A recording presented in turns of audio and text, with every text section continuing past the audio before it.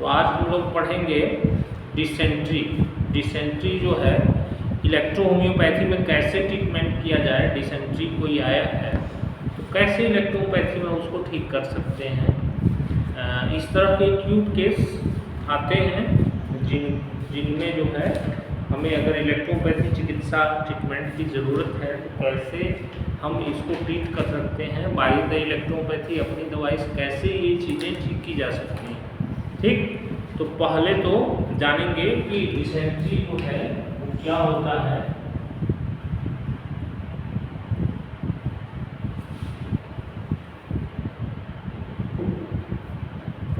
Dysentery जिसको पेचिस बोलते हैं, हिंदी में इसको पेचिस बोलते हैं डिसेंट्री। अब इसमें होता क्या है एक्चुअली में कि मड़ोर के साथ, यानी कि मड़ोर के साथ जो है वो मल त्याग जो है बार बार होता है, यानी कि बड़ी वेग के साथ, यानी कि तेज मड़ोर के साथ जो है बार बार मल त्यागने की इच्छा होती है और मल न आ करके या थोड़ा निकले और उसमें श्लेष्मा और रक्त आने लगे। आ रहे समझ में? तो ये ऐसा है कि इसमें श्लेष्मा और रक्त आने लगता है और इसका वेग बहुत तेज होता है, मतलब तुरंत जाने की इच्छा इसमें जो है तीव्र होती है। ऐसा डिसेंट्री में हमें देखने को मिलता है। तो उसी को हम क्या है कि उसी को हम डिसेंट्री बोलते हैं। और इलेक्ट्रोपैथी में कैसे इसका ट्रीटमेंट करेंगे, तो इलेक्ट्रोपैथी में हमने बताया है आपको कि सिम्प्टोमेटिक रेमेडी,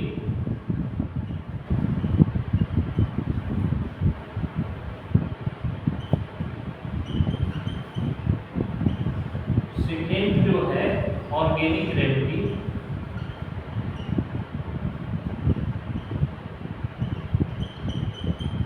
और थर्ड जो है आपकी प्रिंसिपल रेमेडी।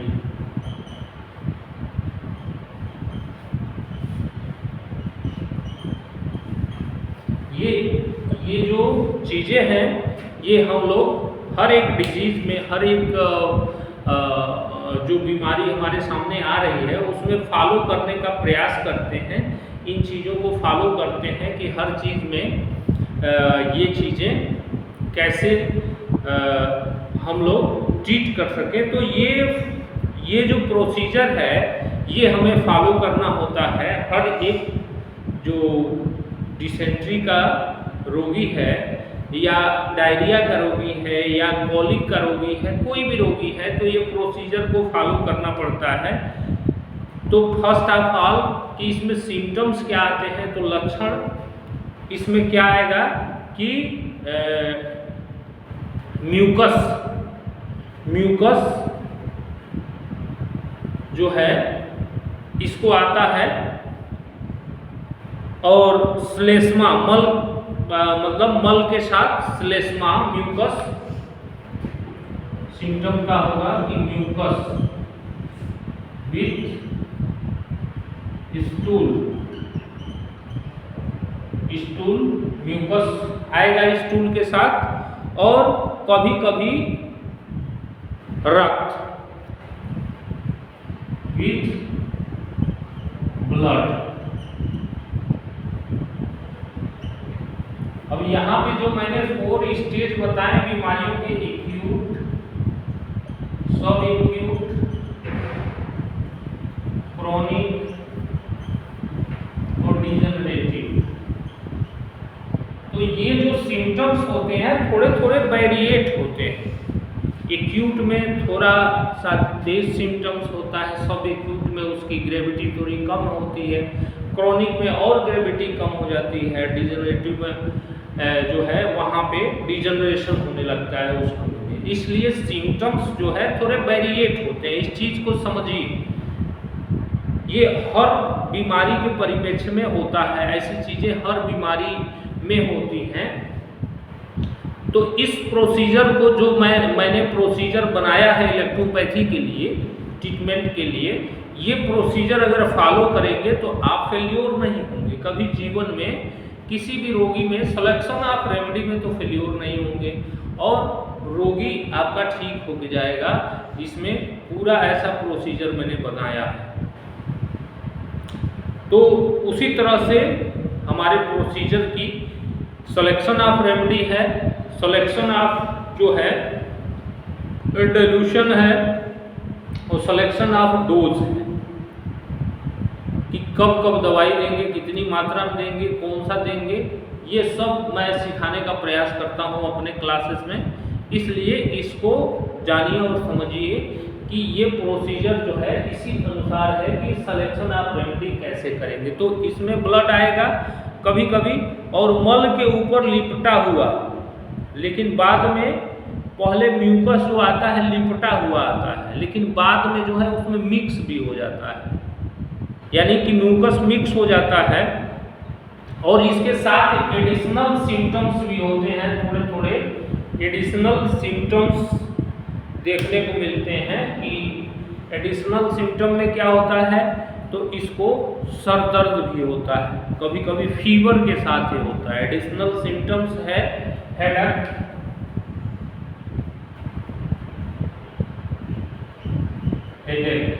फीवर, ये एडिशनल सिम्टम्स है हेडेक और फीवर। और पीड़ा मड़ोर के साथ होता है, पेन,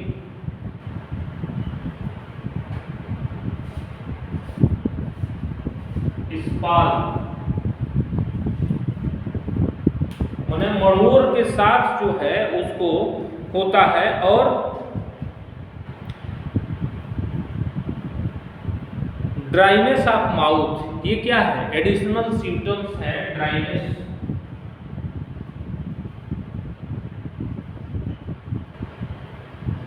ड्राइनेस ऑफ माउथ। कभी कभी ज्यादा होने से क्या हो जाता है, डिहाइड्रेशन, डिहाइड्रेशन की चीजें हो जाती हैं। तो ये इतने सारे सिम्टम्स जो है होता है। और मल बहुत अधिक हो जाए तो क्या होता है कि मरीज का जो चेहरा है वो और आई जो है सनकेन आइज हो जाती है, यानी कि उसकी आंखें जो है धंस जाती हैं अंदर की तरफ, सनकेन आइज। और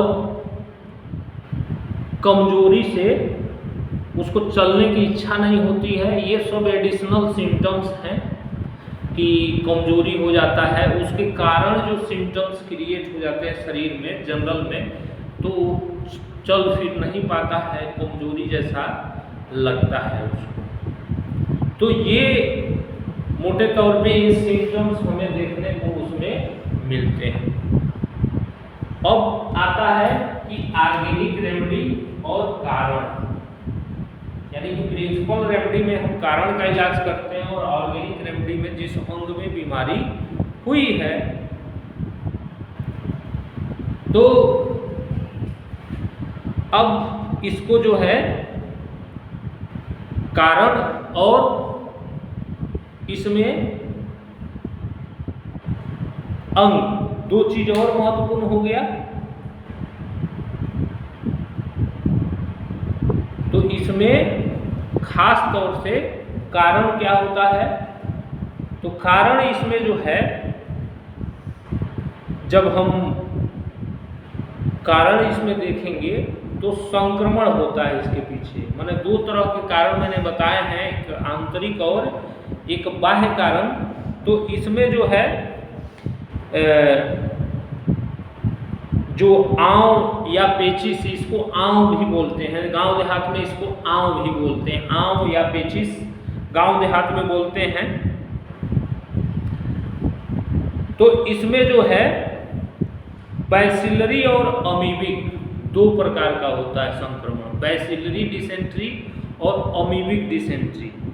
तो ये दो तरह से चीजें इसमें होती हैं, बैसिलरी और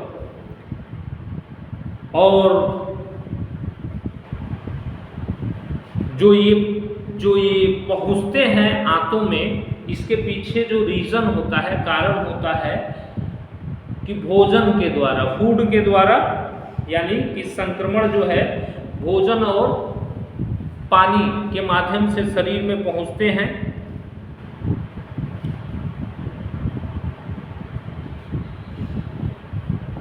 तो अमीबिक और बैसिलरी, इसमें दो तरह का होता है, अमीबिक डिसेंट्री और बैसिलरी डिसेंट्री।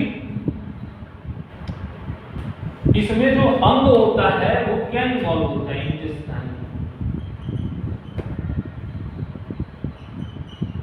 म्यूकस मेम्ब्रेन,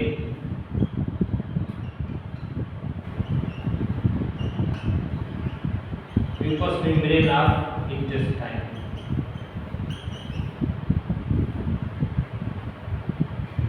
कारण में क्या हमने बताया कि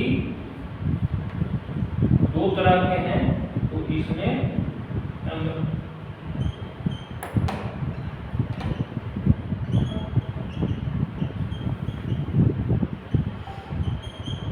और सेकेंड बैसिलरी।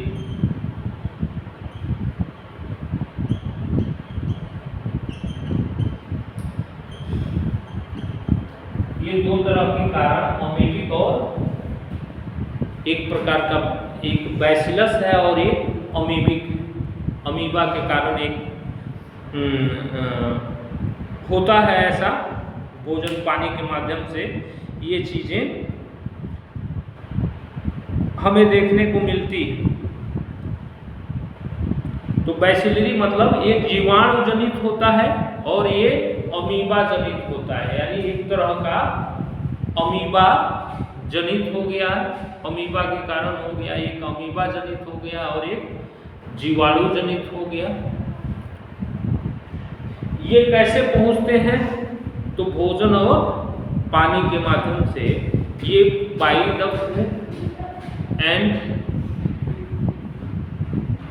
वाटर, यानी कि भोजन और पानी के माध्यम से ये क्या होता है, ये पहुंच जाते हैं। अब इसका ट्रीटमेंट जो है कैसे हम करेंगे? तो इलेक्ट्रोपैथी में इसका जो ट्रीटमेंट है वो first of all symptomatic remedy हम देते हैं कि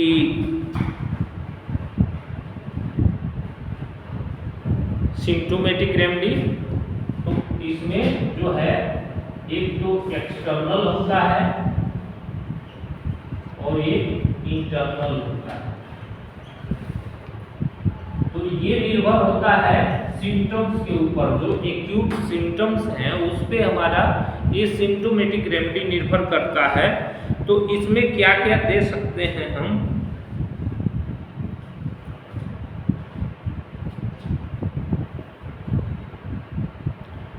तो खास करके इसमें जो है एक्सटर्नल देने के लिए, चूंकि पेट की बीमारी है, अगर मड़ोर वगैरह हो रही है, आ रहा है समझ में, मड़ोर वगैरह हो रही है, उसको पेट में दर्द हो रहा है, तब तो हमें दवाई देने की जरूरत पड़ती है कि मड़ोर के साथ चीजें, पेट में दर्द भी हो रहा है। तो यहाँ पे हार्मोन और वाई मड़ोर के लिए दे सकते हैं, आ रहा है समझ में। और इंटरनल में इलेक्ट्रिसिटी में आपकी WB, ये दो होती है, W और B।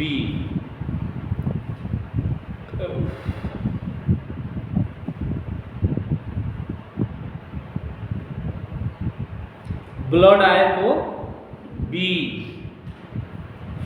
म्यूकस केवल आए तो W के साथ G, और ब्लड आए तो B। और यहाँ अगर मड़ोर हो रहा है तो भरवन वाई जो है नाभि में एप्लीकेशन के लिए, या जो है F2 C5 और WE लगाने के लिए दे सकते हैं एब्डोमेन में दर्द में। बुखार में जो है F2 और Y, मान लो फीवर है उसको तो F2Y फोरहेड पे, that is the symptomatic treatment. ये सिम्प्टोमेटिक ट्रीटमेंट जैसा जैसा होगा वैसा वैसा ट्रीटमेंट जो है हम सिम्प्टोमेटिक करेंगे।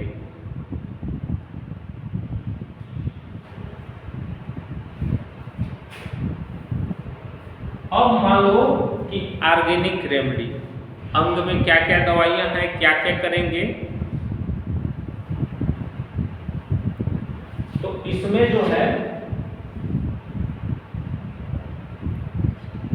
यस्टेन मुख्य दवाई होती है आंत की, अरे समझ में, यस्टेन, और सी ग्रुप में C30, और क्या है, फीवर है तो F1,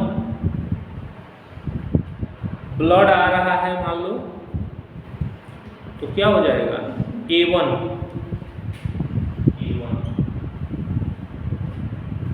यस्टेन, C3, F1 और A1, और संक्रमण है मान लो तो हार्मोन। आ गया समझ में?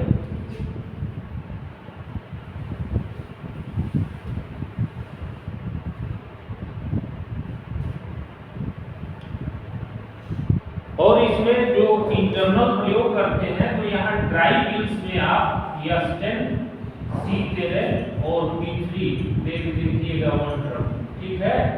ये खास करके डिसेंट्री में तीनों मिला करके, और जय बार जा रहा है तो एक बार देख के देखिएगा, बहुत जल्दी आराम करता है यस्टेन, C3 और B3 की ड्राई पिल्स।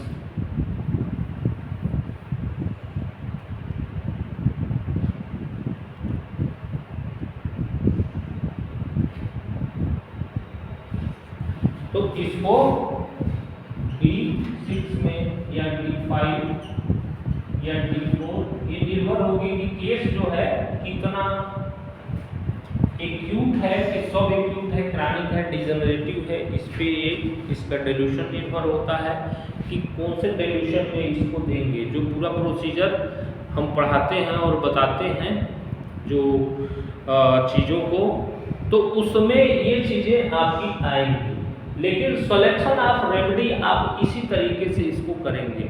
तो ये मेरा पढ़ाने का ये जो चीज़ें हैं समझाने का, ये इस तरीके से इसलिए बताते हैं कि जितने भी इलेक्ट्रोपैथ हमारे वीडियोस को देख रहे हैं वो सारे इलेक्ट्रोपैथ जो नए हैं वो इलेक्ट्रोपैथी करना शुरू कर दें, उनको कहीं कोई दिक्कत ना आए, चाहे वो सिलेक्शन ऑफ रेमेडी को लेकर के, चाहे डोजोलॉजी को लेकर के, कोई भी ऐसी दिक्कत अगर आ रही है तो हमारे advance electro homeopathy medical institute की टेलीग्राम चैनल से आप जुड़ सकते हैं, और वहाँ पे हर एक क्वेरी का जवाब आपको मिलता है, सारी चीज़ों को मिलता है। फर्स्ट टाइम मैंने इंडिया में शुरू किया है इसको इस तरीके से पढ़ाना, ताकि कोई भी व्यक्ति जो इलेक्ट्रोपैथी में अगर आया है तो उसको कहीं ये ना लगे कि हम जो है सीख नहीं पा रहे हैं, इलेक्ट्रोपैथी को कर नहीं पा रहे हैं। इसके लिए मैंने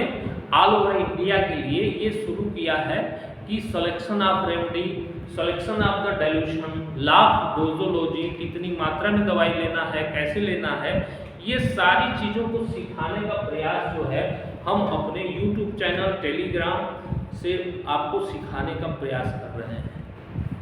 हालांकि हम लोगों ने काफ़ी लोगों को इससे सिखाया भी है, इलेक्ट्रोपैथी काफ़ी सारे लोग कर रहे हैं। तो अगर आप हमारे YouTube चैनल को देख रहे हैं और अगर आपको लगता है कि इससे भी चीज़ें नहीं सीख पा रहे हैं, कुछ चीज़ें आपकी छूट रही हैं, तो हमारे टेलीग्राम चैनल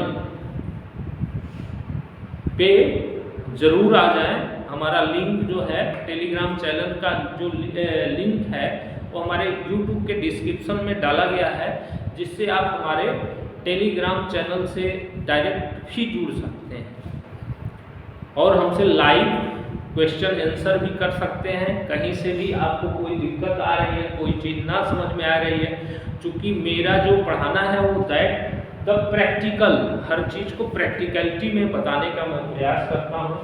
तो इस तरीके से आप इसका ट्रीटमेंट आसानी से कर ले जाएंगे। कोई भी डिसेंट्री का रोगी आप आसानी से ठीक कर लेंगे बाय द इलेक्ट्रोपैथी। जैसा सिम्टम्स है सिम्टोमेटिक रेमेडी है, आर्गन पे मैंने रेमेडी बता दी है, कारण पे दवाई बता दी, आसानी से रोग ठीक हो जाएगा, उसमें कतई कोई दो राय नहीं है।